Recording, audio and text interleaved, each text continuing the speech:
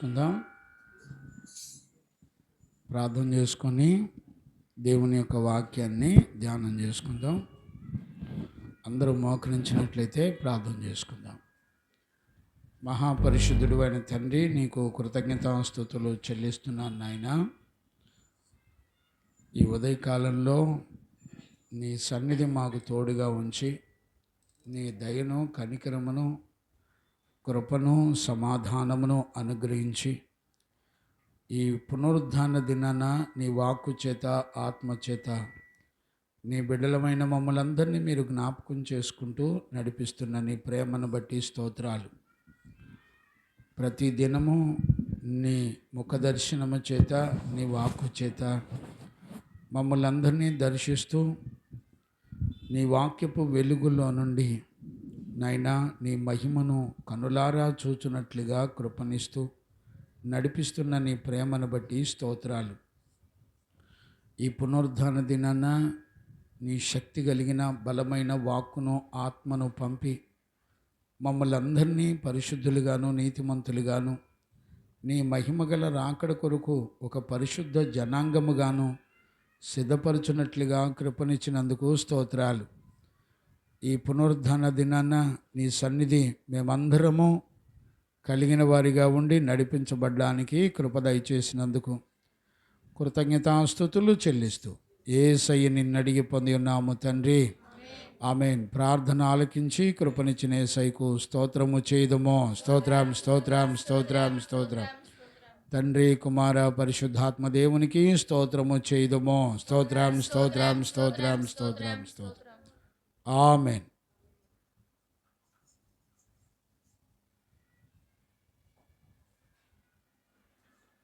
Praise the lord.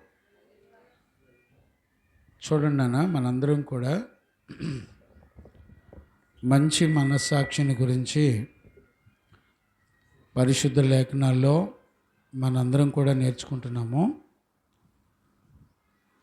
అంత్య దినాల్లో దేవుడు మనల్ని కాపాడడానికి ఒక మంచి మనస్సాక్షిని దేవుడు మన హృదయంలో ఉంచాడు.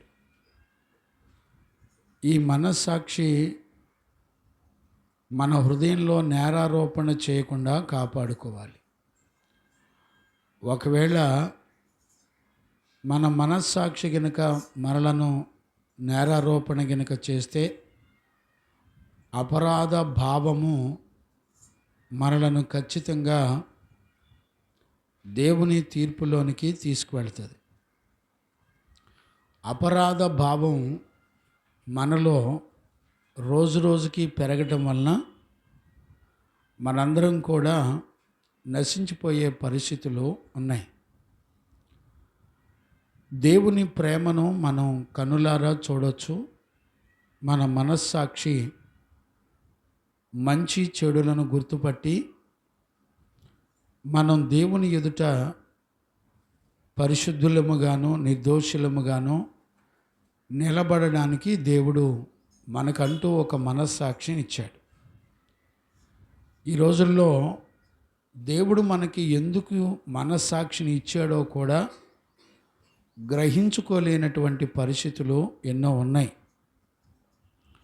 మనం మంచి మనస్సాక్షిని గురించి కొత్త నిబంధనలో కొన్ని విషయాలు చూస్తున్నాము.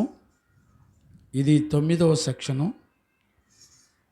ఈ 9వ సెక్షన్లో కూడా దేవుని ఆత్మ మనలందరినీ దర్శించి మాట్లాడునుగాక. ఆమేన్.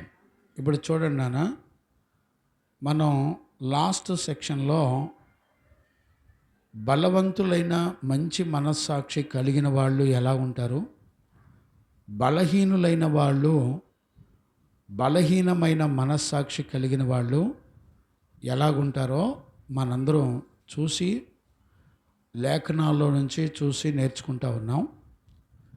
ఈ రోజున కూడా ప్రాముఖ్యంగా బలవంతులైనటువంటి విశ్వాసంలో మంచి మనస్సాక్షి కలిగి బలవంతులైన వాళ్ళు సంఘములో ఎలాగుండాలో ఒక 10 పాయింట్లు ఈరోజు ప్రభు చేత బోధించబడి నేర్చుకుందాము గాక. ఆమెన్.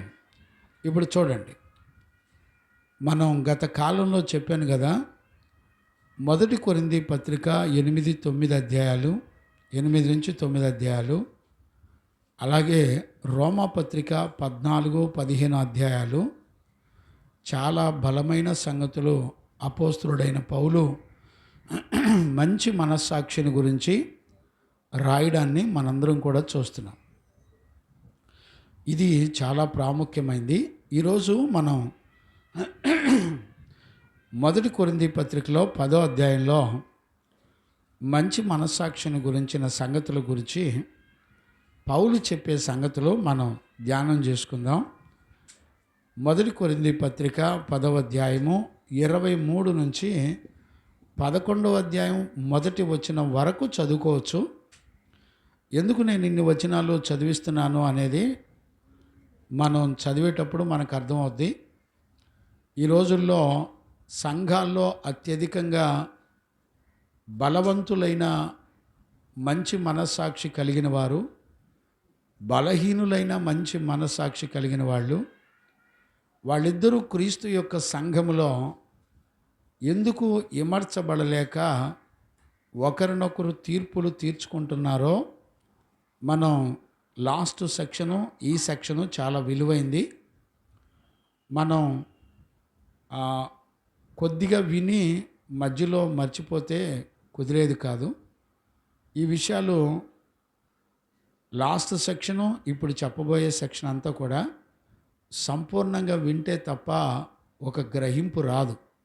అందుకనే ఈ బలము కలిగినటువంటి మంచి మనస్సాక్షి కలిగిన వాళ్ళు, బలహీనులైనటువంటి వాళ్ళు ఎలాగుంటారో పరిశుద్ధ లేఖనాల్లో మనందరం కూడా చూడొచ్చు. ఆ విషయాలు చదువుకుందాం. చదవండి నాన్న. 1 కొరింథీ పత్రిక 10వ అధ్యాయము 23 నుంచి చదువుకుందాం. అన్ని విషయముల యందు చూడండి, అన్ని విషయముల యందు నాకు స్వాతంత్ర్యము కలదు గాని. ఇప్పుడు చూడండి, పౌలు ఇక్కడ సంఘానికి తను మాదిరిగా చూపించుకోవడాన్ని మనం చూస్తున్నాం. పౌలుకి ఏముందంటే అన్ని విషయాల్లో అతనికి స్వతంత్రత ఉందట. స్వతంత్రత ఉంది అంటే అర్థం ఏంటి అంటే, తన మనస్సాక్షి ద్వారా తను ఏ నిర్ణయాన్నైనా తీసుకునే అవకాశాలు ఉన్నాయి. తన ఆలోచనని తనకు నచ్చిన ప్రకారంగా నడిపించుకునే అవకాశాలు ఉన్నాయి. ఎవరికి? పౌలుకి. చదువునానా. అన్ని విషయముల యందు అన్ని విషయముల యందు నాకు స్వాతంత్ర్యము కలదు గాని. నాకు స్వాతంత్ర్యము కలదు గాని అన్నీయు చేయదగినవి కావు. ఇప్పుడు గమనించారా? అన్నీ కూడా చేయటానికి వీల్లేదు. అంటే ఇక్కడ మనం ఎలా గ్రహించాలి? దేవుడు ప్రతి మనిషికి స్వాతంత్రాన్ని ఇచ్చాడు. స్వతంత్రాన్ని ఇచ్చినప్పటికీ అన్నీయూ చేయదగినవి కాదు అంటే దేవుని వలన మనకొక కట్టడ ఉంది అని అర్థం. గత కాలంలో మన మనస్సాక్షికి ధర్మశాస్త్రమై ఉన్నట్టుగా దేవుడు మన హృదయాన్ని నింపి నడిపించినట్లుగా మనం చూస్తున్నాం. ఎందుకు అనంటే, ఉదాహరణకి అన్యజనులకు ధర్మశాస్త్రం తెలియకపోయినప్పటికీ వాళ్ళు అన్యజనులై ఉండి ఏది మంచి ఏది చెడు చేస్తున్నారో, అయ్యో అబద్ధం ఆడితే తప్పు కదా అనే మనస్సాక్షి వాళ్ళకి ఉంచాడు. అంటే ప్రతి మనిషి మనస్సాక్షిని కలిగి నడిపించబడాలి. ఇప్పుడు చూడండి, మనస్సాక్షిని గనుక అనుసరించి నడవకపోతే మనస్సాక్షి మన మీద అపరాధ భావమును లేకపోతే నేరారోపణను చేస్తుంది. ఈ అపరాధ భావం, నేరారోపణ రోజు రోజుకి అపరాధ భావం పెరిగినప్పుడు మన మనస్సాక్షే రాంగ్ గైడెన్స్ ఇస్తూ మనల్ని దగ్గరుండి నరకానికి తీసుకెళ్లే ప్రమాదాలు ఉన్నాయని గత కాలంలో మనం దేవుని యొక్క వాక్యంలోంచి చూసాం. అందుకనే మొట్టమొదట ఈరోజు పౌలు తను తాను ప్రత్యక్షపరచుకుంటున్నాడు. బాబు, నాకు కూడా స్వతంత్రం ఉంది, కానీ అన్నీ చేయదగినవి కావు, కానీ అన్ని విషయముల యందు స్వాతంత్ర్యమును కలదు కానీ అన్నియు అన్నియు చేయదగినవి కావు. అన్నియు చేయదగినది కావు. అన్నిటి యందు నాకు స్వాతంత్ర్యము కలదు గాని ఇప్పుడు చూడండి, అన్నిటి యందు నాకు స్వతంత్రం కలదు కానీ. అన్నియు క్షేమాభివృద్ధి కలుగజేయవు. ఇప్పుడు గమనించారా, అన్నియు క్షేమాభివృద్ధి కలగచేయదు. ఇప్పుడు చూడండి, అంటే అర్థం ఏంటి? క్షేమాభివృద్ధి అంటే అర్థం ఏంటి? క్షేమము ప్లస్ అభివృద్ధి రెండు కలిసి ఉంటాయి. క్షేమం అంటే ఏంటి? ఏ లోపం అంటే ఏ కొదువ లేని జీవితమే క్షేమం. అభివృద్ధి అంటే ఏంటి? అంటే ఉన్నది ఇంకా పెరగటం. ఉదాహరణకి మంచి కన్స్ట్రక్షన్, ఇప్పుడు చూడండి, కట్టబడడం. ఇది ఆత్మ సంబంధంగా మనం ఆలోచించినప్పుడు క్షేమాభివృద్ధి అనంటే నువ్వు ఆత్మ సంబంధంగా నువ్వు కట్టబడుతున్నావు అని అర్థం. అంటే పౌలు తన స్వాతంత్ర్యాన్ని ఎలా వాడుకుంటాడంటే తన కొరకే కాకుండా ఇతరుల కొరకు కూడా క్షేమాభివృద్ధి కలిగినటువంటి జీవితాన్ని చేస్తాడట. అంటే స్వతంత్రం ఉంది. అంటే మీకు అర్థం కావడానికి నేను ఒక ఉదాహరణ చెప్తాను. ఇప్పుడు చూడండి, అన్యజనులు ఉన్నారు. వాళ్ళు ఇప్పుడిప్పుడే యేసు ప్రభు అంటే ఏంటో తెలుసుకున్నారు. తెలుసుకున్నప్పుడు అన్యజనులు పౌలయ్యని గనుక భోజనానికి పిలిచారనుకోండి. ఇప్పుడు అన్యజనులు ఇళ్ళకెళ్ళి పౌలు భోంచేయాలంటే చేస్తాడండి? యూదులు కానీ, శాస్త్రులు కానీ, పరిసయ్యులు కానీ, పాత నిబంధన పరిశుద్ధులు కానీ, ధర్మశాస్త్రం ఎరిగిన వాళ్ళు కానీ ఎక్కడా కూడా అన్ని జనులతో పొత్తు పెట్టుకోరు. ఇప్పుడు చూడండి, పేతురు ఉన్నాడు.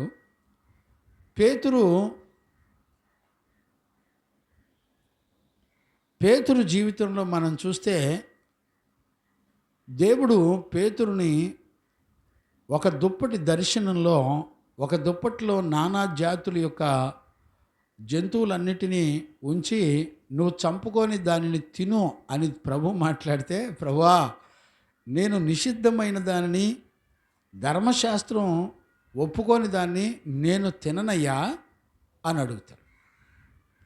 అంటే అర్థం ఏంటి? యూదులకి మనస్సాక్షిలో ఒక నియమం ఉంది, ఒక హద్దు ఉంది. అది దాటి స్వతంత్రం ఉన్నా కూడా చేయటానికి వీల్లేదు. ఇప్పుడు పౌలుని కనుక అన్యజనులు ఇళ్ళకు పిలిచి నువ్వు భోంచేయాలి అని అంటే, ఒకవేళ క్షేమాభివృద్ధి కొరకు, చూడండి, నీతిమంతుడు క్షేమాభివృద్ధి కొరకు తినొచ్చు. అంటే అర్థం ఏంటి?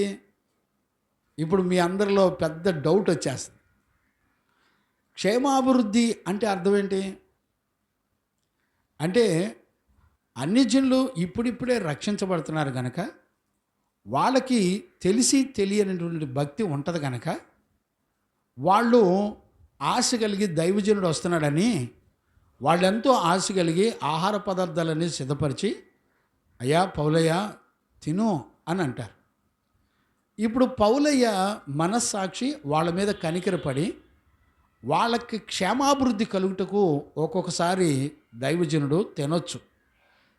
దేవుడు తనకు ఒక స్వతంత్రతనిచ్చాడు క్షేమాభివృద్ధి కలగటానికి. ఇప్పుడు చూడండి, అదే సమయంలో పౌలు పక్కన ఇంకొక యవనస్తుడుండి వాక్య ప్రకారంగా నడిపించబడుతూ అతడి గనుక వచ్చి, పౌలయ్య వాళ్ళు విగ్రహాలకు అర్పించి దాన్ని తీసుకొచ్చి మనకు పెడుతున్నారు పౌలయ్య, మరి వాళ్ళు అన్ని జనులు కనుక ఖచ్చితంగా వాళ్ళంతా కూడా విగ్రహాలకు అర్పించి ఒకవేళ పెడితే మనం తినకూడదు కదా, వాళ్ళు ఎలా పెట్టారో ఏంటో మనకు ఎలా తెలుస్తుంది అని అభ్యంతరపడ్డాడు అనుకోండి. అప్పుడు ఏం చేయాలి పౌలు ఏం చేయాలి చెప్పండి? పౌలు ఏం చేయాలి? మీరు ఆలోచించి చెప్పండి. ఇప్పుడు పౌలు ప్లేస్లో మీరు ఉన్నారనుకో, ఏం చేస్తారు తెలుసా? పౌలు అయితే ఏం చేస్తాడు తెలిసిన? తినడం.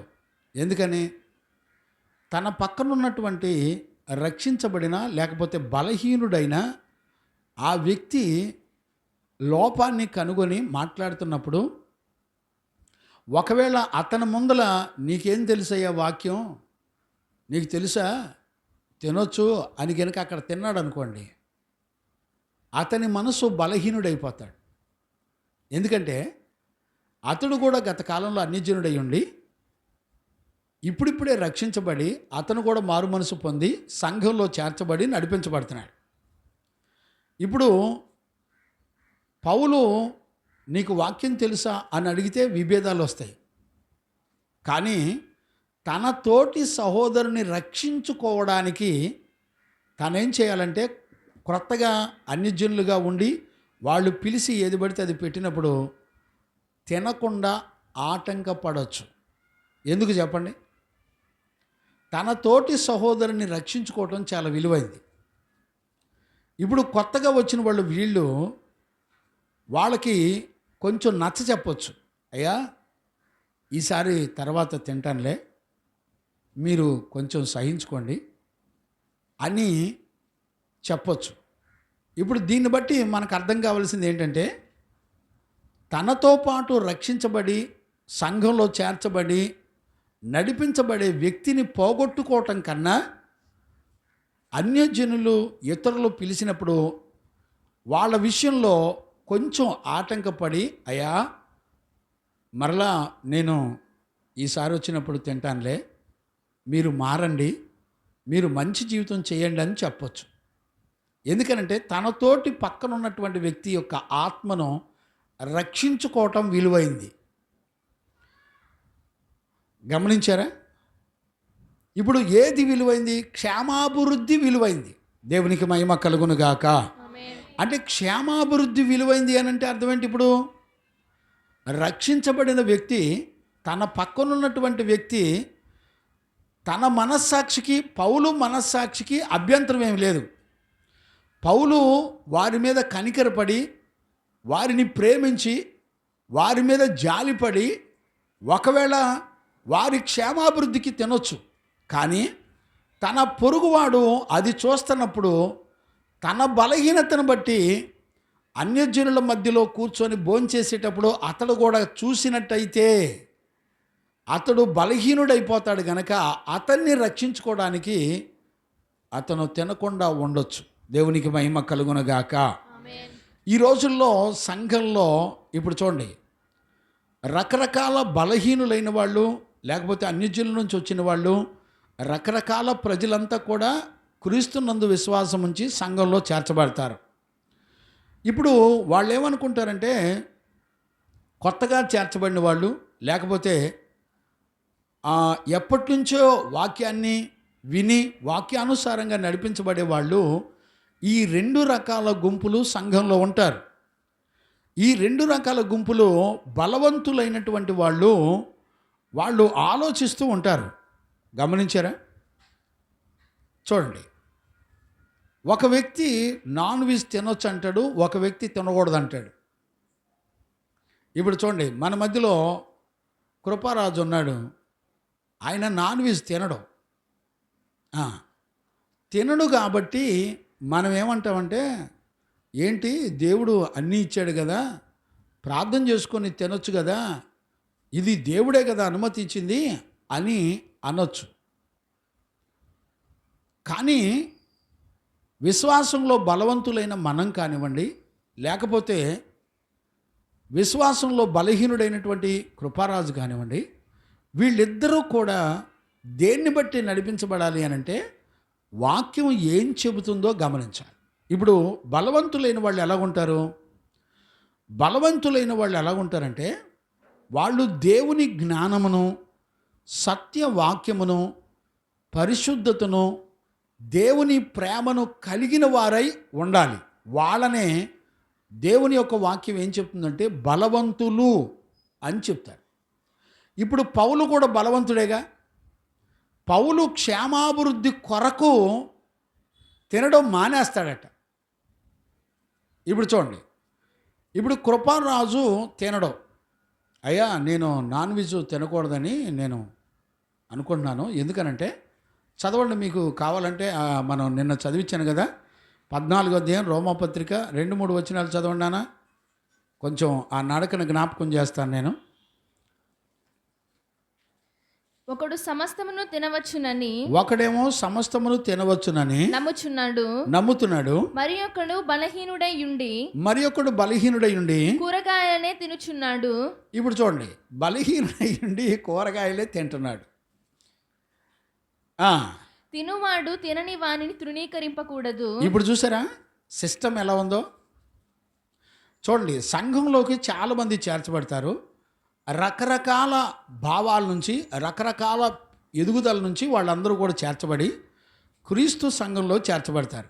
ఇప్పుడు మనం ఏం చేయాలంటే, తన మనస్సాక్షిని బట్టి అతడు నాన్ వెజ్ తినడనుకో, అతన్ని మనం ఏం అభ్యంతర పడకూడదు. తన మనస్సాక్షి ఏది చెప్పిందో దాన్ని ఫాలో అవ్వాలి.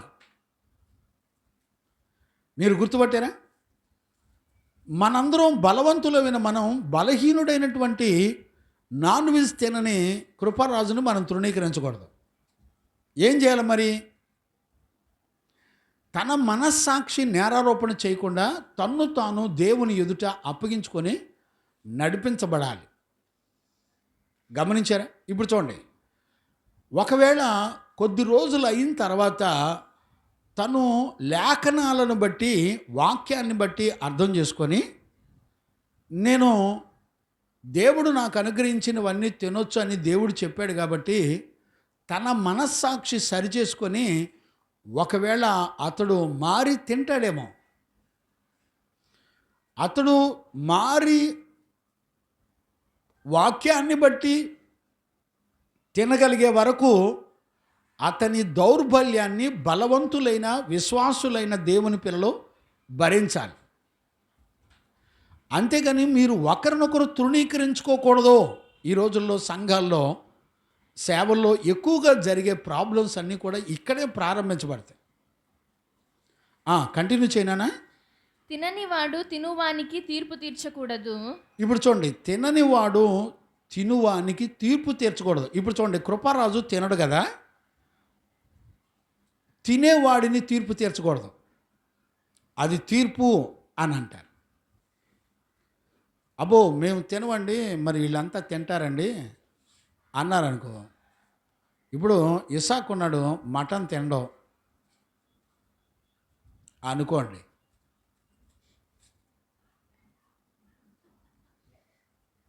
ఇప్పుడు తినే మనల్ని చూసి ఇసాకు, ఏంటి వీళ్ళు అలా తింటున్నారు అని ఆ మాట చదువునానా? తిననివాడు తినువానికి తీర్పు తీర్చకూడదు. ఇప్పుడు తినేవాడిని తీర్పు తీర్చకూడదు. ఇప్పుడు తింటున్నారనుకో, ఎదురుగా నిహాల్ ఉన్నాడు, ఈ చేత్తో ఒక ఫ్రై జబ్బా, ఈ చేత్తో ఒక ఫ్రై తోడ తీసుకొని తింటున్నాడు అనుకో. ఇప్పుడు ఇసాకు చూశాడు, చూసి ఏందా తిండి ఏంటి, అసలు మాంసం తినొచ్చా?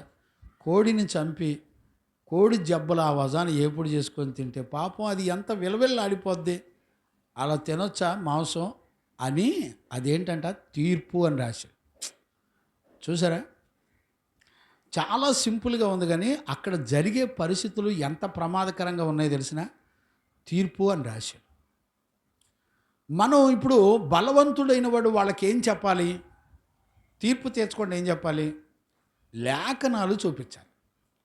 అయ్యా, అధికంగా మాంసం తినేవాడు మరి అతనితో సహవాసం కూడా చెయ్యొద్దని వాక్యం చెబుతుంది అనే సంగతిలో ఇటు బలవంతులైనటువంటి విశ్వాసం కలిగినటువంటి ఇస్సాకు, బలహీనుడైనటువంటి మన నిహాలు అనుకోండి, అతనికి చెప్పాలి, అయ్యా అధికంగా మాంసం తినటం వలన దేవుడు అలాంటి వారితో సహవాసం చేయొద్దని దేవుడు చెప్పాడని చెప్పాలి.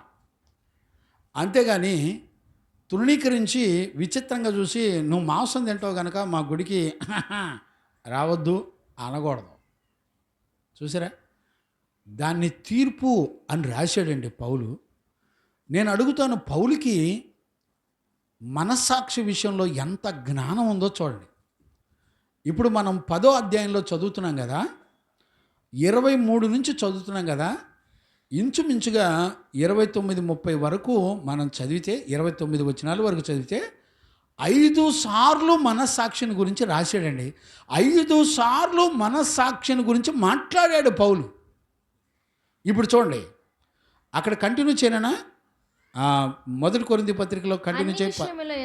ఇప్పుడు చూడండి, అన్ని విషయముల యందు నాకు స్వాతంత్రము కలదు గాని అన్నియు చేయదగినవి కాదు. అన్నిటి యందు నాకు స్వాతంత్రము కలదు గాని అన్నియు క్షేమాభివృద్ధి కలుగజేయవు. చూడండి, అన్ని క్షేమాభివృద్ధి కలుగజేయవు అంటే ఒకవేళ స్వతంత్రం ఉంది కదా అని. ఇప్పుడు చూడండి, కృపారాజు తింటున్నాడు అనుకోండి, అది ఆ మటన్ తినటం మానేశాడు అనుకోండి, అతని కొరకు 1 రోజు 2 రోజులు నువ్వు తినటం మానేస్తే మానేయచ్చు. కానీ అన్ని రోజులు నువ్వు కూడా తినటం మానేసి అతనితో కలిసిపోయావు అనుకో, ఇది ప్రమాదం. నా మాట అర్థమైందా? స్వతంత్రం ఉంది కానీ అన్ని పరిస్థితులు క్షేమాభివృద్ధిని ఇవ్వవు. అందుకని ఏం చేయాలి? కొన్ని సందర్భాల్లో అతనితో పాటు ఏకీభించినా తినకుండా ఉన్నా కానీ క్షేమాభివృద్ధి నిమిత్తం నీకు స్వతంత్రత ఉన్నప్పుడు నువ్వు తినాలనిపిస్తే తినొచ్చు. నా మాట అర్థమైందా? ఇది 1-2 సార్లు మీరు ఈ శబ్దాలను విని ఆలోచిస్తే తప్ప మైండ్కి ఎక్కదండి. చాలామంది కన్ఫ్యూజ్ అయిపోతారు. చాలాసార్లు అర్థం కాదు. నిదానంగా వినండి, ఈ శబ్దాలు మరలా వినండి, అర్థమవుతుంది. ఇది చాలా ప్రాముఖ్యమైన సంగతులు. ఇప్పుడు కంటిన్యూ చేయనా? ఎవడును తన కొరకే కాదు. ఇప్పుడు చూడండి, ఇప్పుడు ఏమంటున్నాడు చూసావా? స్వతంత్రం ఉంది కానీ ఇతరుల క్షేమాభివృద్ధి నిమిత్తం తినొచ్చు, కానీ లేకపోతే తినొచ్చు, తినకుండా ఉండొచ్చు. కానీ మళ్ళీ ఏమంటున్నాడు చూసావా?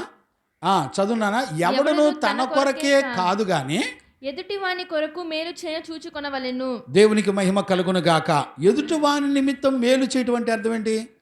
ఎదుటివాడు ఒక నియమంలోంచి, అంటే విగ్రహారాధనలోంచి అతను బయటకు వచ్చాడు.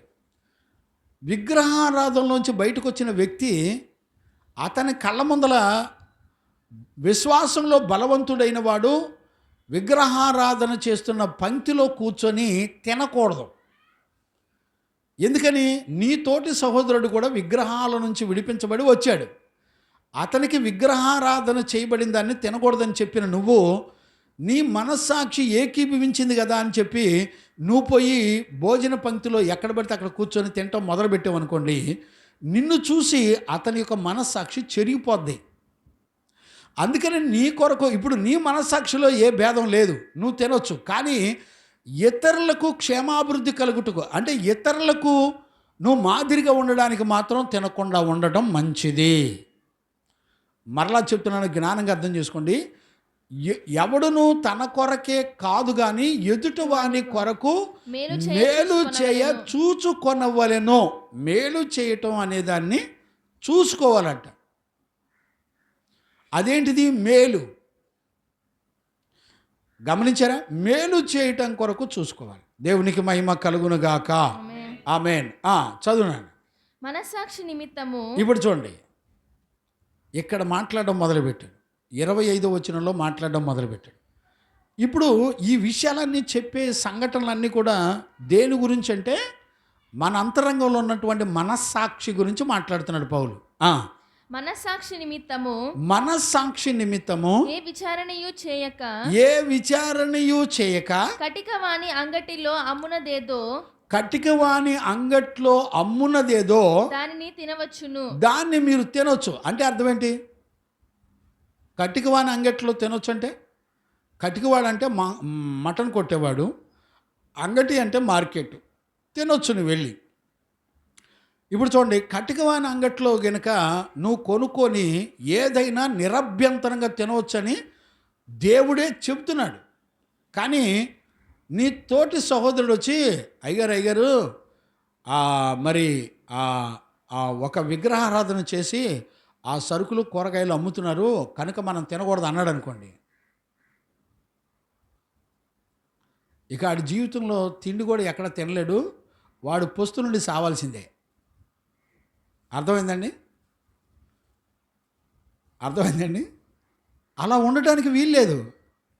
ఇప్పుడు ఆకలి ఊరుకుంటుందా? నేను తిన్నో అని బెగేసుకొని కూర్చుంటే నీ కడుపుకున్న ఆకలి నిన్ను ఏమైనా వదిలేస్తుందా? ఇస్సాకు ఏమంటది? సాయంత్రం చికెను జబ్బలు అయ్యి తీసుకొస్తానన్నాడు కాబట్టి ఈరోజు పొద్దున సరిగా టిఫిన్ ఉన్నా లేకపోయినా యేసయ్యా స్తోత్రం స్తోత్రం, సాయంత్రం జబ్బలు వచ్చిన తర్వాత ఒక వాయిదిద్దాం అని ఉంటుంది. అవునా కాదు? నిరభ్యంతరంగా తినొచ్చండి. అందుకు అసలు అంగట్లో, అందుకే నా మాట మళ్ళీ కంటిన్యూ చేయనా? ఆ మాట మనస్సాక్షి నిమిత్తము, మనస్సాక్షి చూడండి, మనస్సాక్షి నిమిత్తం అని ప్రారంభించి ఏ విషయాలు రాస్తున్నాడు? అంగట్లో దొరికే వాటన్నిటిలో నీకు నచ్చింది ఏదైనా తెచ్చుకొని తినొచ్చు. చదువున్నాను. మనస్సాక్షి నిమిత్తము, మనస్సాక్షి నిమిత్తము ఏ విచారణయు చేయక, ఏ విచారణ నువ్వు చేయకుండా కటిక వాణ్ణి అంగటిలో అమ్మునదేదో దానిని తినవచ్చును. భూమియు దాని సంపూర్ణతయు, ఇప్పుడు చూడండి, భూమియు దాని సంపూర్ణతయు ప్రభునివై ఉన్నవి. దేవునికి మహిమ కలుగును గాక. ఆమేన్. అంటే అర్థం ఏంటి? భూమియు దాని సంపూర్ణతయు ప్రభువునవై ఉన్నవంటే అర్థం ఏంటి? మీకు లాస్ట్ టైం నేను కొలస్సీ పత్రికలో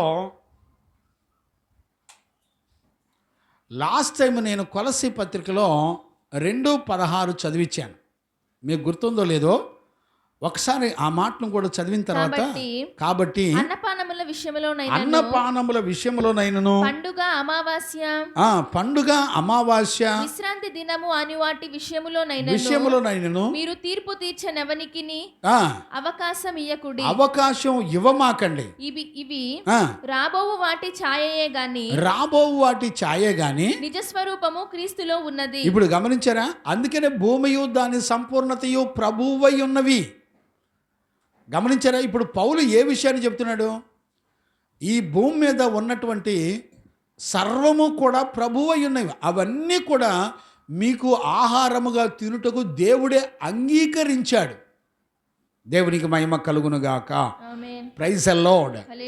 ఇప్పుడు మనం గమనించవలసినటువంటి విషయం ఏంటంటే, ఇక్కడ చూడండి, కంటిన్యూ చేయనా? ఎక్కడ? కొరింథీ పత్రికలో కంటిన్యూ చేయి. భూమియు దాని సంపూర్ణతయు ప్రభువై ఉన్నవి. అవిశ్వాసులలో ఒకడు, ఇప్పుడు చూడండి, అవిశ్వాసులలో గనక ఒకడు మిమ్ములను విందునకు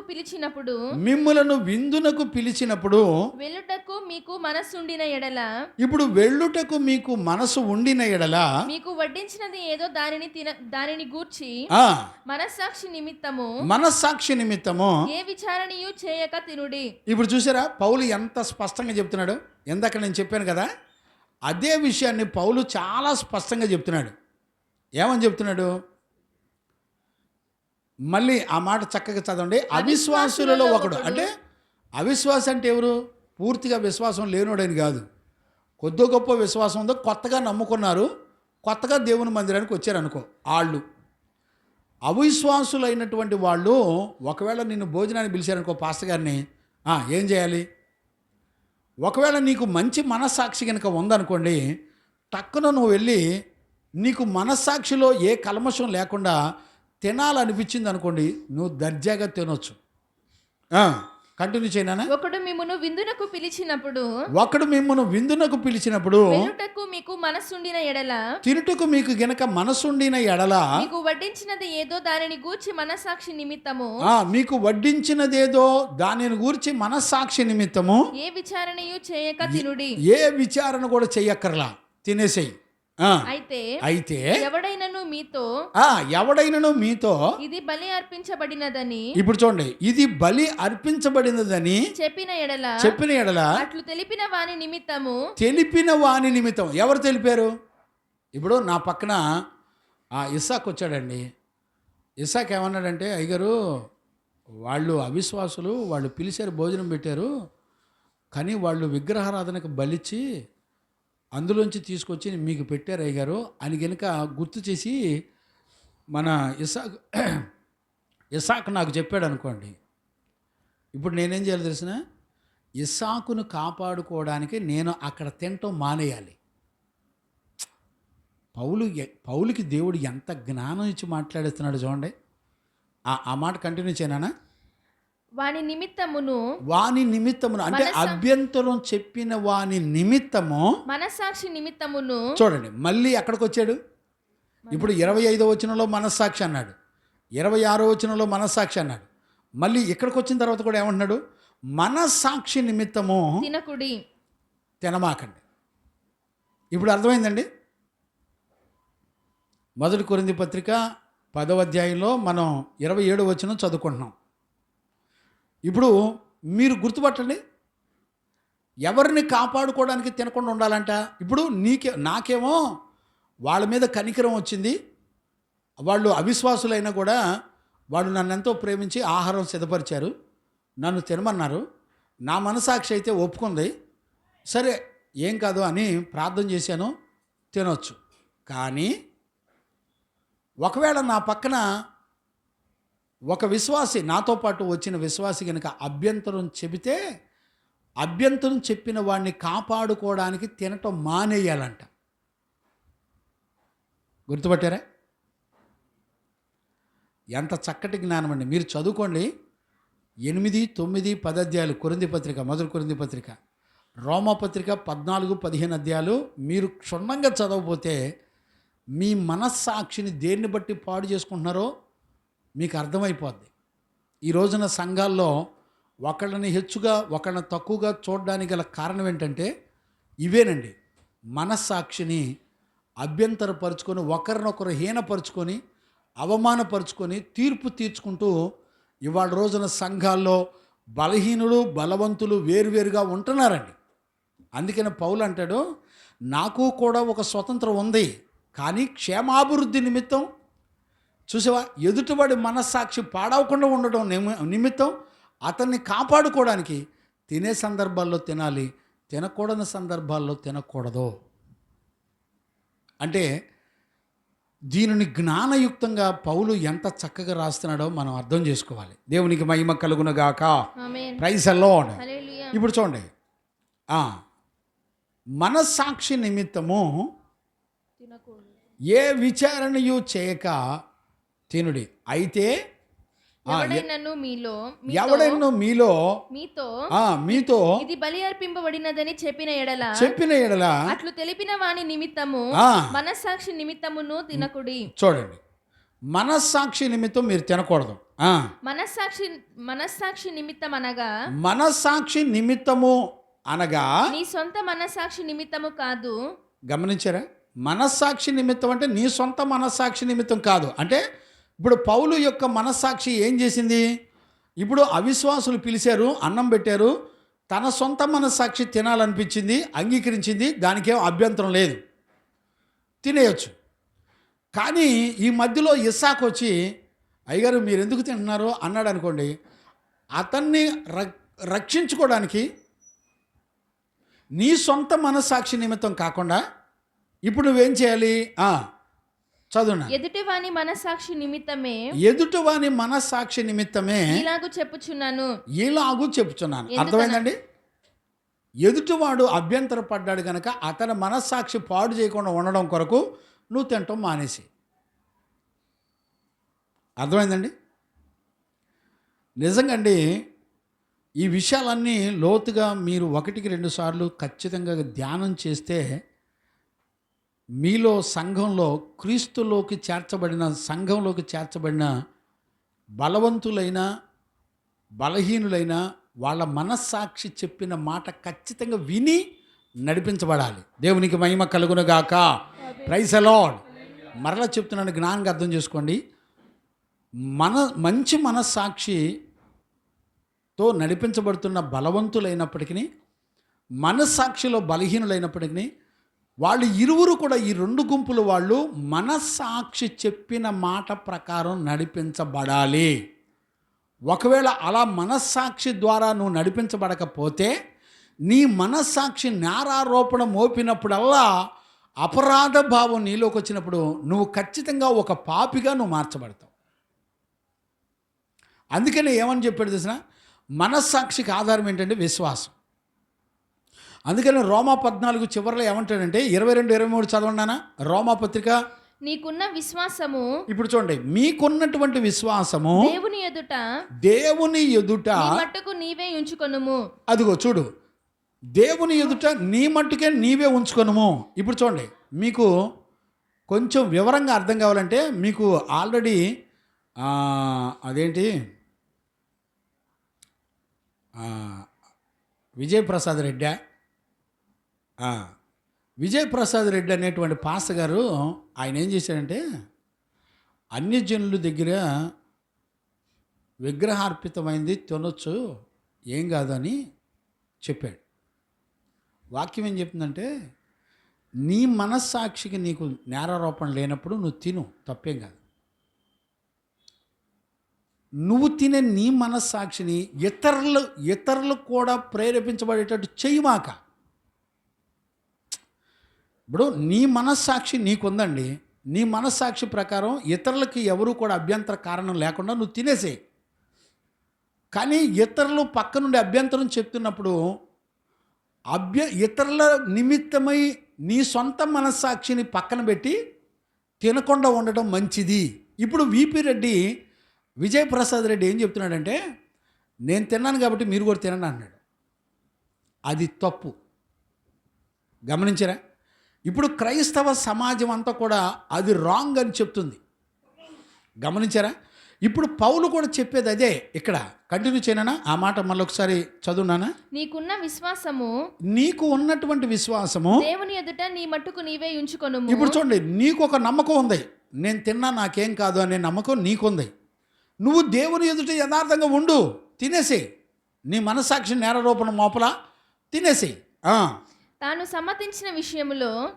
సమర్థించినటువంటి విషయాల్లో తనకు తానే తీర్పు తీర్చుకొనని వాడు ధన్యుడు. చూసారా? ఇప్పుడు నీ మనస్సాక్షి నీ మీద నేరారోపణ మోపడం లేదనుకోండి, అది నువ్వు అక్కడమే దేవుని ఎదుటే యథార్థంగా ఉన్నావు కనుక నీ మనస్సాక్షి నేరారోపణ మోపలేదు కాబట్టి నువ్వు తిను. నీ మనస్సాక్షి నీ మీద నేరారోపణ మోపకుండా నువ్వు తిను. నువ్వు దేవుని ఎదుట ధన్యుడివి. అనుమానించిన వాడు తినిన ఎడల, ఇప్పుడు నీకు అనుమానం ఉంది, అనుమానం ఉన్నప్పుడు నువ్వు తింటే విశ్వాసము లేకుండా తినును. ఇప్పుడు ఏమి లేదు నీ దగ్గర విశ్వాసం. ఇప్పుడు అర్థమైందండి? మంచి మనస్సాక్షికి ఆధారం ఏంటో తెలిసిన నీ విశ్వాసం. ఇప్పుడు చూడండి, నీ విశ్వాసం ఎప్పుడు కూడా వాక్యాన్ని ఆధారం చేసుకొని నువ్వు నడిపించబడాలి. నేను నమ్మాను, నేను యేసు ప్రభువుని నమ్మాను అని కథలు చెప్పుకుంటే కుదరదు. నువ్వు నమ్మిన నీ విశ్వాసమే నీ మనస్సాక్షిని నడిపిస్తుంది. దేవునికి మహిమ కలుగునుగాక. అది దేవుని ఎదుట నీ మనస్సాక్షిని యథార్థంగా ఉంచుతుంది. నువ్వు దేవుని ఎదుట నీ మనస్సాక్షి ధన్యుడు అని చెబుతుంది. ఎప్పుడు? నువ్వు నమ్మిన దానిని బట్టి నడిపించబడాలి. ఇప్పుడు నువ్వు నమ్మిందేంటి? వాక్యాన్నేనా? ఇప్పుడు చెప్పండి, వాక్యాన్ని నమ్మకుండా వాక్యానుసారమైనటువంటి విశ్వాసాన్ని నువ్వు కలిగి లేకుండా నీ మనస్సాక్షి నీ మీద నేరారోపణ మోపిందంటే ఖచ్చితంగా అపరాధ భావం పెరిగి అది పాపంగా మారిపోద్ది. అందుకనే విశ్వాసం కానిదేదో అది పాపమని కింద వచ్చిన వాళ్ళు చెప్పు. కంటిన్యూ చేయనా? అనుమానించువాడు తినిన ఎడల విశ్వాసము లేకుండా తినును. విశ్వాసం లేకుండా తిన్నాడు కనుక దోషి అని తీర్పు నందును. ఇప్పుడు గమనించారా? విశ్వాసం లేకుండా తిన్నాడు కాబట్టి దోషి అని తీర్పు నందును. విశ్వాస మూలము కానిది ఏదో అది పాపమై. నువ్వు నమ్మకుండా అనుమానంతో తిన్నా, తేడా చేసిన నీ మనస్సాక్షి నీ మీద నేరారోపణ మోపినప్పుడు నువ్వు ఖచ్చితంగా అవిశ్వాసి అయిపోతావు, నువ్వు పాపి అయిపోతావు.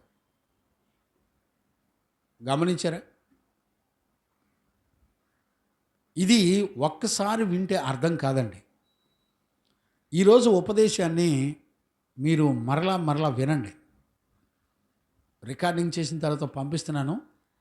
నాకు తెలిసి మీ అందరికి వస్తుందని అనుకుంటున్నాను. నేను మరలా వినండి. నేను చెప్తున్నాను, ఈ విషయం కనుక మీరు గ్రహించుకోకపోతే పౌలండి 23 వచనం నుంచి 29 వరకు 5 సార్లు మనస్సాక్షి అని 5 సార్లు మాట్లాడుతూ రాశాడండి. అంటే ఈ విషయాలు ఎంత విలువైందో గమనించండి.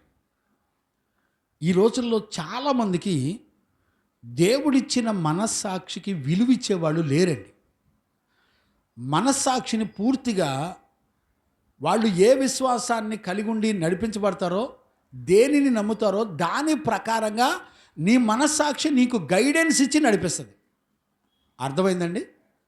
ఇప్పుడు నువ్వు మనుషుల యొక్క ఆచారాలు నమ్మేవనుకో, మనుషుల ఆచారాల మీద నమ్మకం పెట్టావు కనుక నీ మనస్సాక్షి వాక్యానికి భిన్నమైన ప్రేరేపణ ఆలోచన చెప్తున్నా కూడా నీ మనస్సాక్షి ఏమి స్పందించదు. అదే నీ మనస్సాక్షి వాక్యాన్ని నమ్మిందనుకో, వాక్యానికి భిన్నమైన ప్రేరేపణ నీలో కనబడినప్పుడు వెంటనే నీ మనస్సాక్షి నీ మీద నేరారోపణ మోపిద్ది. అబ్బాయి, వాక్యం ఏం చెప్తుంది, నువ్వేం చేస్తున్నావు అని అంటది. గమనించారా? వాక్యం చెప్పిన మాట ప్రకారం మన జీవితంలో మనస్సాక్షి చెప్పిన మాట ప్రకారం ఖచ్చితంగా నువ్వు నడిపించబడాలి. అది బలవంతులైన వాళ్ళైనా బలహీనులైన వాళ్ళైనా సరే. గమనించారా? ఈరోజు మనం నేర్చుకునేటువంటి విషయాల్లో చూడండి, రోమాపత్రిక 15వ అధ్యాయం 1వ వచనాన్ని మనం చదువుకుందాం. కాగా బలవంతులమైన మనము. ఇప్పుడు చూడండి, బలవంతులమైన మనము అంటే ఇప్పుడు పౌలు కూడా తన్ను కూడా చెప్పుకుంటున్నాడుగా, నేను కూడా బలవంతుడని. పౌలు చెప్తున్నాడు, విశ్వాసంలో నమ్మి వాక్యానుసారంగా నడిపించబడేటువంటి మనల గురించి కూడా చెప్తున్నాడు. ఇప్పుడు మళ్ళీ చదువునా మాట, బలవంతులమైనటువంటి మనము మనలను మనమే సంతోషపరచుకొనక. ఇప్పుడు చూడండి, మనలను మనమే సంతోషపరచుకొనక బలహీనుల యొక్క దౌర్బల్యములను భరించుటకు మనందరం కూడా బద్ధులమై ఉన్నాము. తన పొరుగువానికి క్షేమాభివృద్ధి కలుగునట్లుగా మనలో ప్రతివాడును మేలైన దాని యందు అతనిని సంతోషపరచవలెను. చూసారా? మేలైన దాని యందు అతనిని సంతోషపరచవలెను. గుర్తుపట్టారా? బలవంతులమైనటువంటి మనము బలహీనులైనటువంటి దౌర్బల్యాన్ని మనం భరించాలంట. దౌర్బల్యం అంటే ఏంటి ఇప్పుడు చెప్పాలి, ఇప్పుడు మీ జ్ఞానం రావాలి. దౌర్బల్యం అంటే ఏంటి? Weakness, right. అంటే పలుమార్లు ఓడిపోవడం, లేకపోతే ఫెయిల్ అవటం అనొచ్చు. ఫెయిల్ అయిపోవటం. ఇప్పుడు నువ్వు పాపం లేని జీవితం చేయాలనుకున్నావు కానీ పాపం చేస్తున్నావు అంటే అర్థం ఏంటి? నువ్వు ఫెయిల్ అయిపోతున్నావు. ప్రతిసారి దేవుని యొక్క వాక్యాన్ని విశ్వసించకుండా, వాక్యానుసారంగా నువ్వు నడవకుండా నువ్వు ఫెయిల్ అయిపోతున్నావు.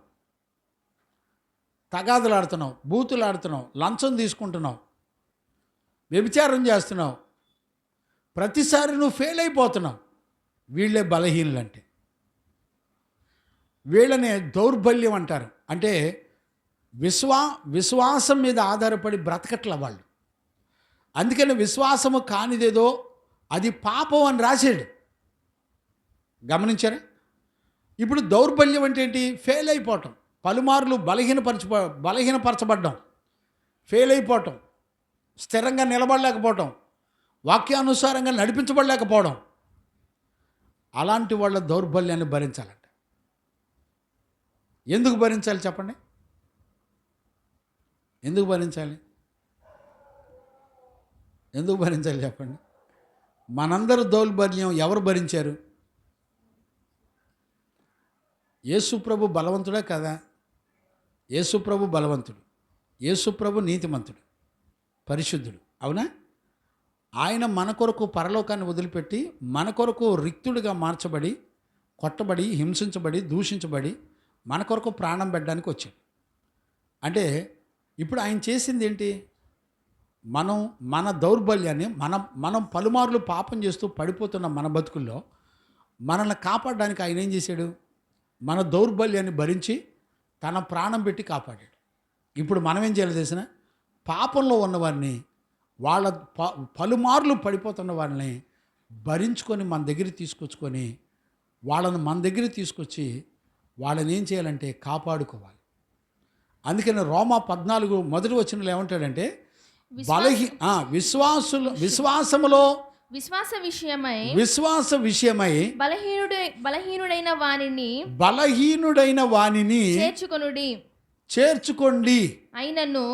చూసారా, విశ్వాస విషయంలో బలహీనుడే, కానీ అతన్ని ఏం చేయాలంటే చేర్చుకోవాలి. ఇప్పుడు చూడండి, ఇప్పుడు వాక్యం చెప్తున్నానండి, మీలో ఏదైనా వాక్యానికి భిన్నంగా పొరపాటు చేశారు, నేనేం చేయాలంటే చేర్చుకొని మరి వాక్యానుసారంగా తప్పయ్యా అని చెప్పి మిమ్మల్ని తృణీకరించకుండా మీ జీవితం మారు మనసు కొరకు ప్రార్థన చేస్తూ ఉండాలి. ఇప్పుడు చూడండి, విశ్వాసులకి అమ్మ వాక్యానుసారంగా ఇది తప్పు కృపారాజ్, ఇది తప్పు కొడుక, నువ్వేంటి ఆదివారం బలారాధన మానేసి డ్యూటీకి ఎందుకు వెళ్ళావు అని నేను అన్నాను అనుకో, కృపారాజ్ ఆహా నన్ను అంటాడా? ఇప్పుడు దౌర్బల్యాన్ని భరించుకునేవాడు బాగానే ఉన్నాడు, అతను ప్రేమిస్తూనే ఉన్నాడు, నానా నువ్వు అట్ట మానకూడదు, నువ్వు చక్కగా మనసు మార్చుకొని ధైర్యం తెచ్చుకొని ప్రభు విషయాల్లో నువ్వు వైరాగ్యంగా ఉండాలా అని చెప్పాను అనుకో, వీళ్ళు ఏం చేస్తున్నారు తెలిసిన, ఆహా నన్ను అంటారా అని చెప్పి అసలు భరించుకొని నీకు వాక్యం చెప్పి నిన్ను దిద్ది కాపాడి దేవుని ఎదుట నిలబెట్టాలనుకున్న దేవుని యొక్క సంకల్పం అంతా నీకు బోధిస్తున్నప్పుడు వినకుండా ఏమైపోతున్నా తెలిసిన, అక్కడ సంఘానికి వెళ్ళడం మానేసి వేరే సంఘానికి వెళ్ళిపోతున్నారండి. ఏమండి, అందుకని నేను చెప్పింది, నీ మనస్సాక్షిని చంపుకొని బలహీనులైనప్పటికీ కూడా నీ మనస్సాక్షి నేరారోపణ మోపితే ఖచ్చితంగా నువ్వు శిక్షా విధికి వెళ్ళిపోతావు, జాగ్రత్త. అందుకని నేనేం చెప్తున్నానంటే, దైవజనుడిగా అపోస్తలుడైన పౌలు చెప్తున్నాడు, మీరు సంఘంలోనికి, క్రీస్తు యొక్క సంఘంలోనికి నానా రకాల పరిస్థితుల్లో నుంచి మీరు సంఘంలో చేర్చబడ్డారు. రకరకాల ఆచారాలు, రకరకాల అన్యజనుల యొక్క ఆచార పద్ధతులను అనుసరిస్తూ మీరు సంఘంలోకి వచ్చి చేర్చబడ్డారు. కానీ దైవజనుడు మిమ్మల్ని సహించుకొని దేవుని లేఖనాల్లో ఉన్న సంగతి మీకు బోధిస్తున్నప్పుడు ఒక్కసారి మీరు మారకపోయినా పలుమార్లు దైవజనుడు మీకు బోధిస్తున్నప్పుడు కొద్ది దినాల తర్వాత అయినా నీ మనసును మార్చుకొని నువ్వు రక్షించబడి నీ మనస్సాక్షికి వాక్యానికి భిన్నంగా, నీ మనస్సాక్షి విశ్వాసానికి భిన్నంగా నేరారోపణ మోపకుండా చూసుకోవాలి. ఇప్పుడు కనుక నేరారోపణ మోపబడింది అని అంటే ఖచ్చితంగా నువ్వు ఫెయిల్ అయిపోతావు అనే సంగతి ఖచ్చితంగా గుర్తుపట్టాలి. నీకెందుకు నా చేతిలో పెన్ను, కాళ్ళు ఎరగొడతాను మళ్ళీ ఏమనుకుంటున్నావు, ఇటు చూడు, నా ఇంక చూడు. దేవునికి మహిమ కలుగునుగాక. Praise the Lord. ఇప్పుడు చూడండి, క్షేమాభివృద్ధి కొరకు వాళ్ళ మీద కనికరపడి నీతిమంతులు పలుమార్లు బ్రతిమలాడతారు, కానీ ఏమాత్రం కూడా లక్ష్యం ఉండదు. కానీ మనస్సాక్షి ఊరుకుంటుందండి? మనస్సాక్షి వాక్యంలో చెబుతుందని నీకు వాక్యం ద్వారా తెలిసినప్పుడు నీ మనస్సాక్షి నీ మీద నేరారోపణ మోపకుండా ఉంటుందా? ఇప్పుడు ఇక్కడ సంఘానికి మానేసావు, ఎక్కడికో వెళ్తున్నావు, వెళ్ళేటప్పుడు నీ మనస్సాక్షి నీ మీద నేరారోపణ మోపదా? ఏం చెప్తావు సమాధానం చెప్పండి. అందుకనే పౌలు ఏమంటాడంటే, నీ మనస్సాక్షికి విరోధంగా అపరాధ భావం పెరిగే విధంగా చేసుకోమాక. నీ మనస్సాక్షి దేనిని నమ్మి నడిపించబడుతుందో అది దేవుని ఎదుట వాక్యానుసారంగా అయితే నిత్య జీవం కొరకు. ఒకవేళ వాక్యాన్ని విశ్వసించకుండా లోకాన్ని, మనుషుల యొక్క పద్ధతులను విశ్వసించి నడిపించబడితే ఖచ్చితంగా నువ్వేమవుతావు తెలిసిన, నువ్వు ఫెయిల్ అయిపోతావు. నువ్వు ఫెయిల్ అయిపోయినప్పుడు నీ దౌర్బల్యాన్ని విశ్వాసంలో బలవంతులైన నీతిమంతులు భరిస్తారు. వాళ్ళ దగ్గరికి వెళ్ళి నువ్వు కాపాడబడాలి. లేకపోతే ఖచ్చితంగా నీ మనస్సాక్షి నీ మీద నేరారోపణ మోపినప్పుడు ఖచ్చితంగా నువ్వు బలహీనుడివై ఖచ్చితంగా నువ్వు నరకంలోకి వెళ్ళిపోయే పరిస్థితులు ఉంటాయి. ఈరోజు లేఖనాల్లో మనం సరిగా గనుక అర్థం చేసుకోలేకపోతే మనం చాలా నష్టపోతాం అనేటువంటి సంగతి మనం లేఖనాలను బట్టి చూడొచ్చు. దేవునికి మహిమ కలుగును గాక. Praise the Lord. ఒకటి మనందరం చూస్తున్నది ఏంటంటే, బలవంతులైనటువంటి మంచి మనస్సాక్షి కలిగిన వాళ్ళలో వాళ్ళ మనస్సాక్షి చెప్పిన మాట ప్రకారంగా మనందరం కూడా నడిపించబడాలి. దేవునికి మహిమ కలుగును గాక. అందుకని చూడండి, ఇక్కడే రోమాపత్రిక 14:5 కూడా చదువునానా. ఒకడు ఒక దినము కంటే మరి ఒక దినము మంచి దినమని ఎంచుచున్నాడు. ఒకడేమో ఒక దినము కంటే మరి ఒక దినం మంచిదని ఎంచుతున్నాడు. మరి ఒకడు ప్రతి దినమును సమానముగా ఎంచుచున్నాడు. ప్రతి దినము కూడా సమానంగానే ఎంచుతున్నాడు. ప్రతివాడు ఇప్పుడు చూడండి, ఈ 2 రకాల విభేదాలు వచ్చినప్పుడు వీళ్ళిద్దరూ కలిసి ఎక్కడికి వెళ్ళి చూసుకోవాలి? దేవుని లేఖనాల్లో చూసుకోవాలి. వీళ్ళిద్దరే అంటే విశ్వాసంలో బలహీనుడైనా విశ్వాసంలో బలవంతులైనా వీళ్ళిద్దరూ పోయి ఎక్కడ పరీక్షించుకోవాలి? దేవుని యొక్క లేఖనాల్లో పరీక్షించుకోవాలి. అప్పుడు లేఖనాల్లో పరీక్షించుకున్నప్పుడు ఒకరి దోషమును ఒకరు నేరారోపణ మోపకుండా వాళ్ళ దౌర్బల్యాన్ని సహించుకుంటూ భరించుకుంటూ మోస్తూ వెళ్ళాలి. ఇప్పుడు చూడండి, కొంతమంది పిల్లలు సంఘంలో వెంటనే మారరు, కొంతమంది పిల్లలు వెంటనే మారుతారు. మారని వాళ్ళని భరించుకుంటూ అనుదినము వాళ్ళకి బోధిస్తూ నడిపించబడాలి. చూడండి, భరించుకునే వాళ్ళు బాగానే ఉంటున్నారు, కానీ వెంటనే ఏం చేస్తున్నారు? ఈ సంఘం కాబట్టి ఇంకో సంఘం అని వెళ్ళిపోతున్నారు. ఎంత దారుణం అంటే వాళ్ళ మనస్సాక్షి నేరారోపణ మోపకుండా ఉంటుందండి. కంటిన్యూ చేయను అక్కడే. మరి ఒకడు ప్రతివాడు తన మట్టుకు తానే తన మనస్సులో రూఢిపరుచుకొనవలెను. ఇప్పుడు మొట్టమొదట నీ మనస్సులో రూఢిపరుచుకో. ఏ విధంగా రూఢిపరుచుకుంటావు? వాక్యం ఏం చెప్తుంది, నేనేం చేస్తున్నాను. ఏమండి, ఉదయం ఆరాధన 7:30కు అనుకోండి, 7:30కు వచ్చేవారు రాలేదో నీ మనస్సాక్షి తెలీదా? ఇప్పుడు దేవుడు 7:30కి ఇక్కడ కూర్చుంటాడు, ఆయన ఆత్మ ఇక్కడికి వచ్చి కూర్చుంటుంది. వచ్చి కూర్చొని చూసినప్పుడు ఆయన నిన్ను ప్రశ్న అడిగితే ఏం సమాధానం చెప్తావు? ఏమండి, ఆఫ్టర్ ఆల్ ఒక ఊరు వెళ్ళేటప్పుడు ట్రైన్కి ఎంత సిద్ధపడతామండి? గంట ముందల. మా ఇసాక్ అయితే రేపొద్దున పరిచర్కి పలానా ఊరు వెళ్తానంటే అసలు మా ఇసాక్ నిద్రపడదాం, గిలగిల కొట్టుకులాడుతూ ఉంటాడు. అయ్యప్పుడు లెగుతాడా? 4ంటికి నేను లేచేపడికి మనోడు లేచి కూర్చుంటాడు. ఏనానా లేచావా అంటే, లేచాను అయ్యారు, ప్రార్థన చేసుకుని సిద్ధపడదామా అంటాడు. అంటే తన మనస్సాక్షి ఎంత సిద్ధపడుతుందో చూడండి. ఉదాహరణ చెప్తున్నాను నేనేమంటానంటే, నీ మనస్సాక్షి దేవుని విషయంలో నేరారోపణ చేసే విధంగా గనక నీ మనస్సాక్షి అపరాధ భావాన్ని తెలియచేస్తే అది నీకు నరకానికి తీసుకెళ్ళిపోద్దనే సంగతి ఖచ్చితంగా మనం గుర్తుపెట్టుకోవాలి. గుర్తుపట్టారా? నీ మనస్సాక్షి నీ మీద నేరారోపణ మోపుతున్నట్టుగా బ్రతికితే నీ మనస్సాక్షి చూపించే అపరాధ భావం నిన్ను ఖచ్చితంగా నరకానికి తీసుకెళ్ళిపోద్ది. అందుకనే విశ్వాసంలో బలవంతుడైనా లేకపోతే విశ్వాసంలో బలహీనుడైనా వాళ్ళిద్దరూ కూడా దేవుని యొక్క వాక్యం చెప్పేటువంటి విశ్వాస నియమం ప్రకారం ఆధారపడి నువ్వు నమ్మి నీ మనస్సాక్షి ద్వారా నడిపించబడాలి. నీ నమ్మకానికి ఆధారం వాక్యమై ఉండాలి. గమనించారా? లోక సంబంధమైన ఆచారాలు, లోక సంబంధమైన పద్ధతులు చేసినా కూడా ఏం కాదు అనంటే నీ ఇష్టం.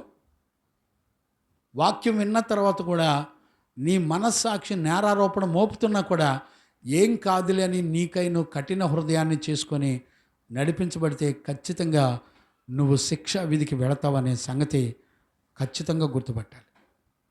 రెండవది, ఒకరి దౌర్బల్యాన్ని ఒకళ్ళు మనం భరించుకోవాలి. ఇప్పుడు 2 విషయాలు నేను చెప్తూ వచ్చాను.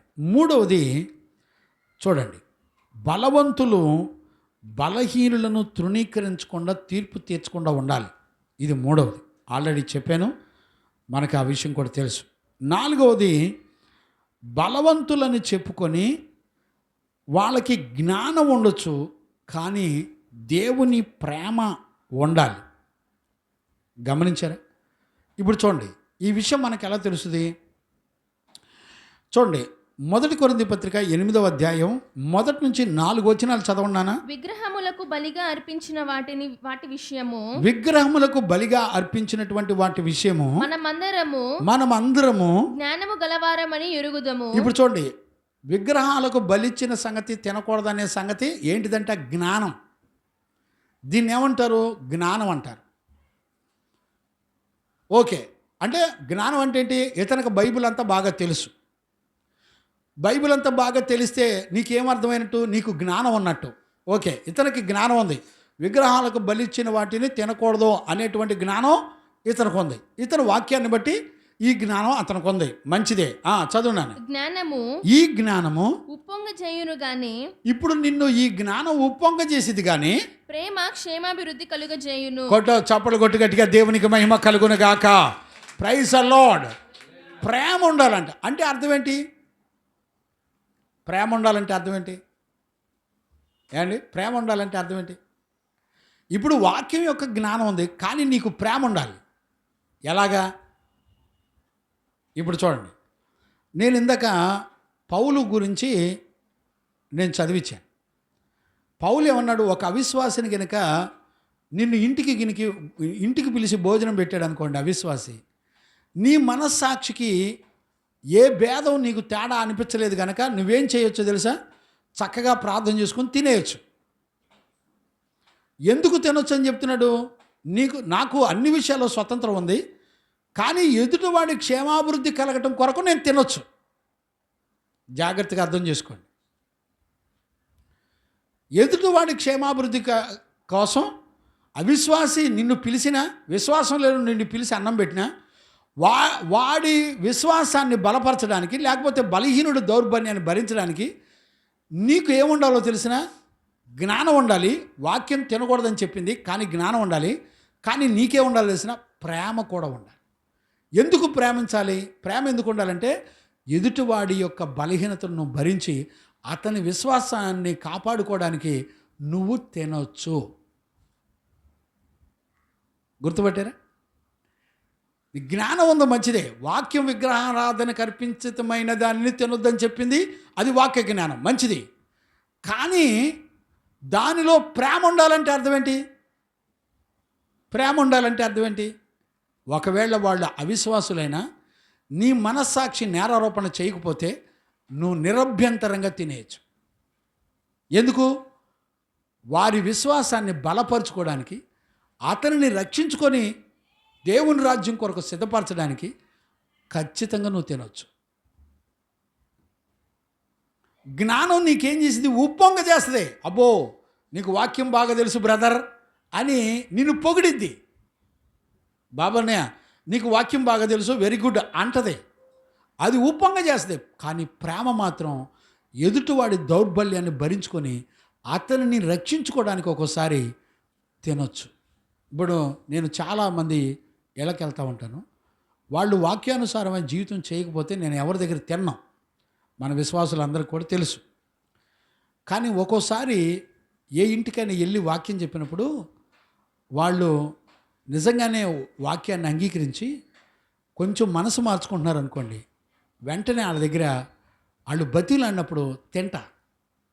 ఎందుకొరకు?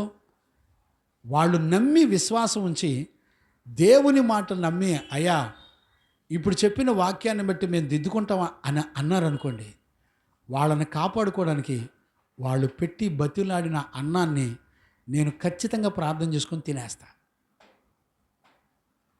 మేము అమూల్య తల్లి వాళ్ళ మేనమా వాళ్ళ ఊరు వెళ్ళామండి.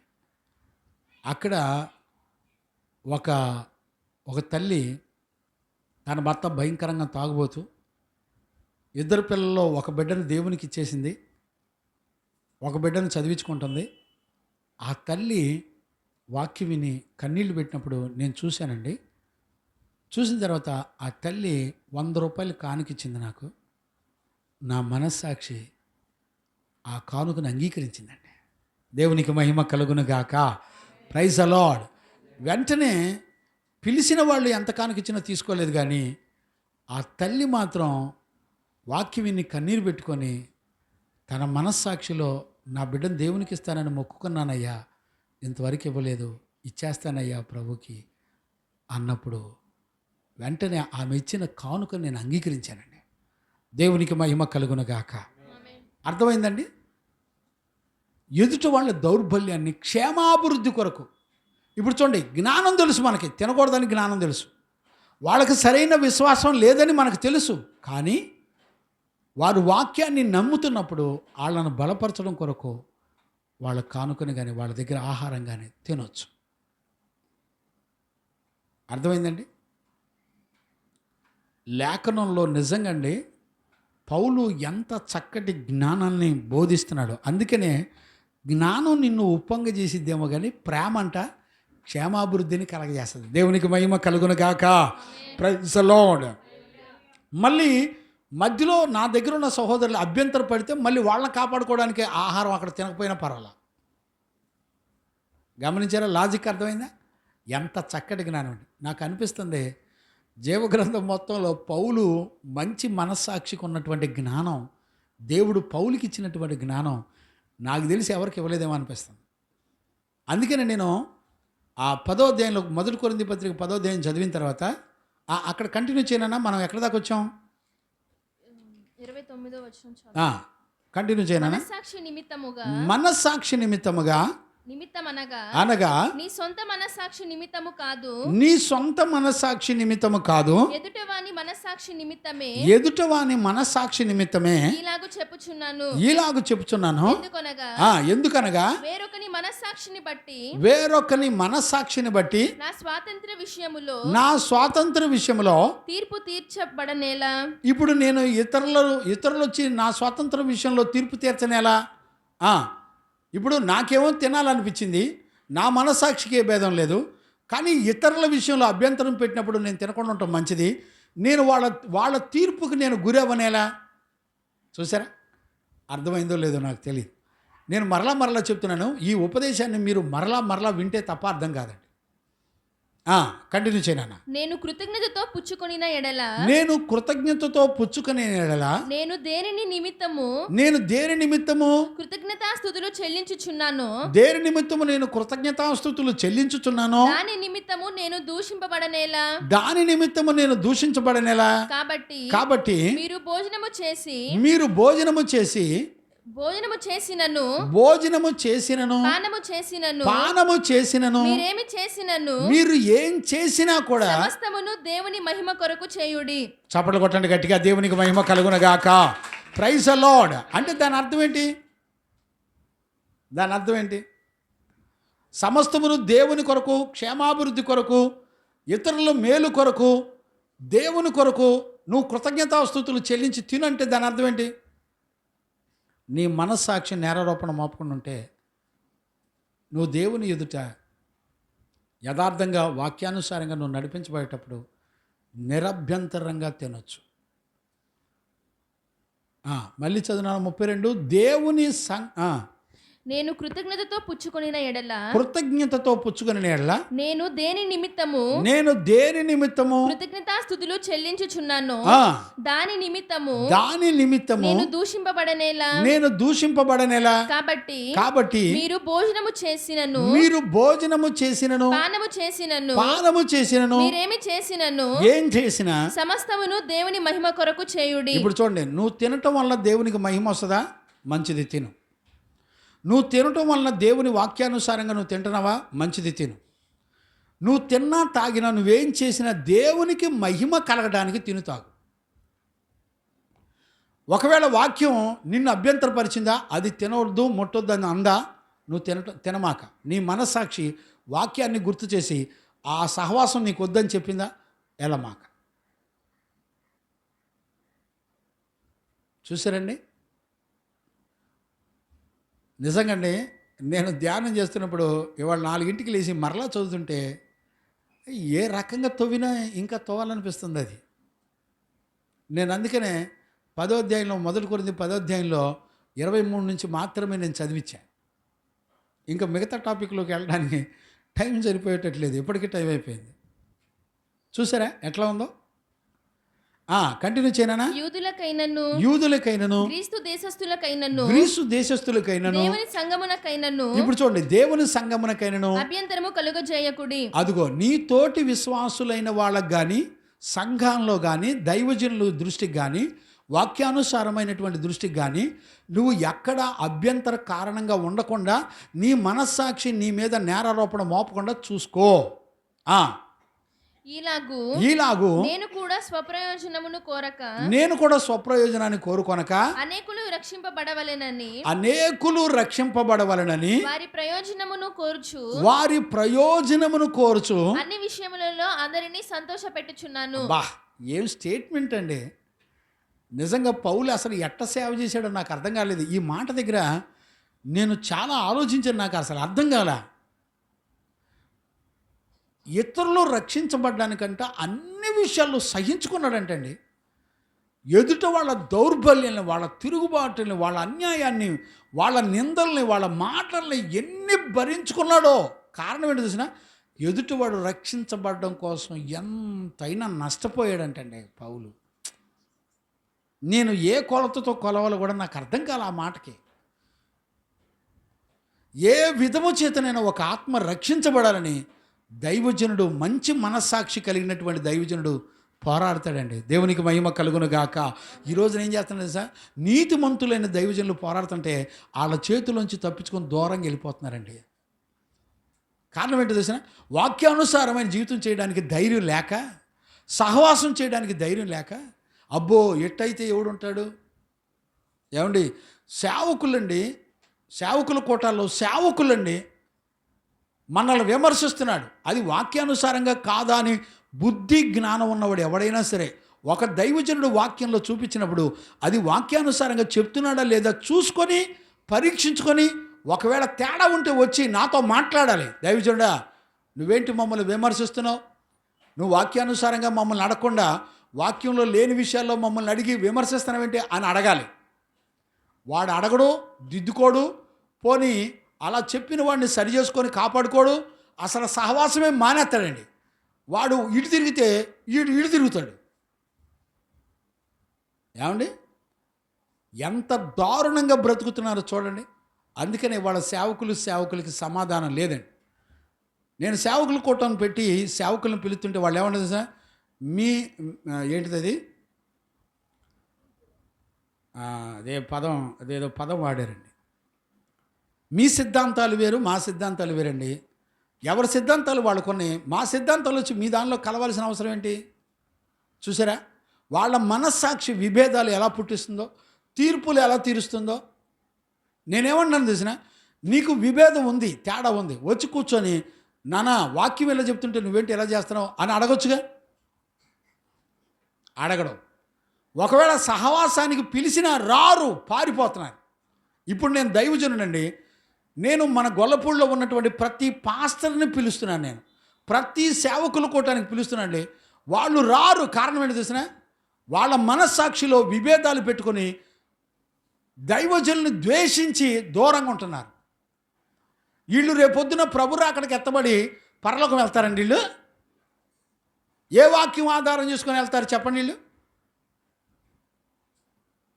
ఈ రోజున నేనే పిలుస్తున్నాను కదా అయ్యా, సహవాసానికి రండి అని నేనే పిలుస్తున్నప్పుడు నన్ను ద్వేషించి మనస్సాక్షిలో తీర్పు తీరుస్తూ నేరారోపణ మోపుతూ ఇప్పుడు దాకా చెప్పిన వాక్యాలన్నీ అయ్యానండి. పౌలు చెప్పేది అదే, మీ సహోదరులను తీర్పు తీర్చమాకండి. మీరు విభేదం ఉందనుకోండి, మీ మనస్సాక్షిలో వాక్యానుసారంగా తేడా ఉందనుకోండి, మాట్లాడండి, సరిచేయండి, అతని దౌర్బల్యాన్ని భరించండి, అతనితో సహవాసం చేయండి. సహవాసం చేయకుండా తోసేయమని చెప్పాడు దేవుడు ఎక్కడన్నా? ఏమండి, ఎంత దారుణంగా ఉన్నారో చూడండి. అందుచేత ఒక దైవజనుడిగా ఈ ఉదయకాలంలో ఈ లేఖనాల్లో ఉన్నటువంటి సంగతులు మనం జ్ఞాపకం చేస్తున్నాం. దగ్గర నేను 10 అంశాలు రాశానండి, ఇప్పటికి 4 అంశాలు చెప్పా. ఇంకా 6 అంశాలు ఉన్నాయి. టైం చూస్తే అయిపోయింది. గమనించారా? ఇవన్నీ మన మనస్సాక్షి. అందుకని పౌలు ఒక కొరింథీ పత్రికలో 23 నుంచి 29 వచనాల్లో 5 సార్లు మనస్సాక్షిని గురించి మాట్లాడుతూ రాశాడు. అంచేత లేఖనాలు మనం గ్రహించుకొని మరి మన మనస్సాక్షి బలహీనులైనా బలవంతులైనా మనస్సాక్షికి విరోధంగా మరి నడవకుండా మీ మనస్సాక్షి చెప్పిన ప్రకారం నడిపించబడి దేవుని ఎదుట నిలబడాలనే సంగతి ఖచ్చితంగా గుర్తుపెట్టుకోండి. అలాంటి కృప యేసయ్య మనందరికి అనుగ్రహించి నడిపించును గాక. ఆమెన్. ప్రార్థన చేసుకుందాం, మోకరించండి, ప్రార్థన చేసుకుందాం. స్తోత్రం స్తోత్రం స్తోత్రం స్తోత్రం స్తోత్రం స్తోత్రం స్తోత్రం స్తోత్రం స్తోత్రం స్తోత్రం చేద్దాం. ప్రార్థన చేసుకుందాం, ప్రార్థన చేసుకుందాం, ప్రార్థన చేసుకుందాం. మహాపరిశుద్ధుడైన తండ్రి, ఈ పునరుద్ధాన దినాన మంచి మనస్సాక్షిని గురించి నాయనా 9వ సెక్షన్ మీరు మాట్లాడుతూ వచ్చారు. పౌలు తన జీవితంలో నాకు స్వాతంత్రం ఉన్నప్పటికీ ఇతరుల యొక్క ప్రయోజనం నిమిత్తమై నేను తినే విషయంలో, తాగే విషయంలో ఇతరులు తీర్పు తీర్చకుండానట్లుగా, నన్ను నేనే క్షేమాభివృద్ధి కలుగునట్లుగా, ప్రేమ వారిలో వర్ధిల్లున్నట్లుగా నేను తిని తాగే విషయాల్లో ఒక మంచి మనస్సాక్షి కలిగిన వాడినై నేను నడిపించబడుతున్నాను అని అపోస్తలుడైన పౌలు చెప్పడాన్ని నాయనా మేము లేఖన భాగాల్లో చూస్తూ వచ్చాం. ప్రభా, విశ్వాసంలో బలవంతులైన బలహీనులైన మంచి మనస్సాక్షి కలిగి మనస్సాక్షి ద్వారా నేరారోపణ చేయబడకుండా మేమందరము కూడా క్రీస్తుతో పాటు క్రీస్తు యొక్క సారూప్యంలోనికి మార్చబడినట్లుగా నాయనా మంచి మనస్సాక్షి కలిగి క్రీస్తును పోలిన జీవితం చేయనట్లుగా నీ కృపను మీరు మాకు అనుగ్రహించినందుకు కృతజ్ఞతాస్తుతులు చెల్లిస్తూ యేసయ్య నిన్ను అడిగి పొంది ఉన్నాము తండ్రి, ఆమెన్. ప్రార్థన ఆలకించి కృపనిచ్చిన యేసయ్యకు స్తోత్రము చేయుదుము. స్తోత్రం స్తోత్రం స్తోత్రం స్తోత్రం. తండ్రి, కుమార, పరిశుద్ధాత్మదేవునికి స్తోత్రము చేయుదుము. స్తోత్రం స్తోత్రం స్తోత్రం స్తోత్రం స్తోత్రం. ఆమెన్. మనందరూ లేచి నిలబడి ఒక పాట పాడుతుండగా మరలను మనమే ప్రభువుకు సమర్పించుకుందాం.